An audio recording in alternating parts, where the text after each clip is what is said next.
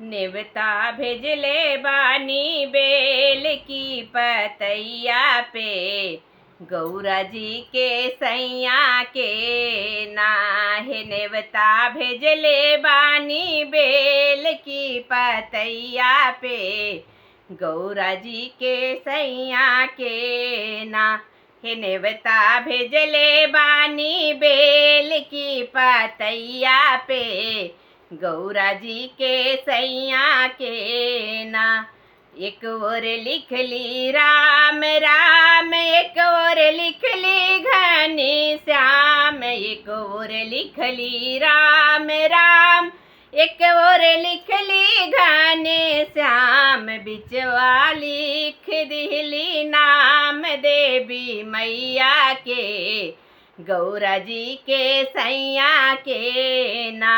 हे बिचवा में लिख दिहली नाम देवी मैया के, गौरा जी के सैया के ना। हे नेवता भेजले बानी बेल की पतैया पे, गौरा जी के सैया के ना। हे नेवता भेजले बानी बेल की पतैया पे, गौरा जी के सैया के ना।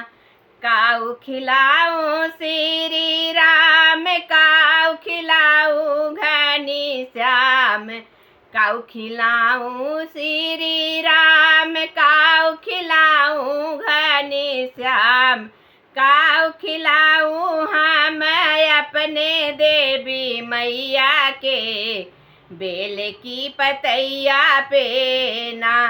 हे काऊ खिलाऊं अपने देवी मैया के, गौरा जी के सैया के ना। हे नेवता भेजले बानी बेल की पतैया पे, गौरा जी के सैया के ना। हे नेवता भेजले बानी बेल की पतैया पे, गौरा जी के सैया के ना। लड्डू खिलाऊं श्री राम, लड्डू खिलाऊं घनी श्याम, लड्डू खिलाऊं श्री राम, पेड़ खिलाऊं घनी श्याम।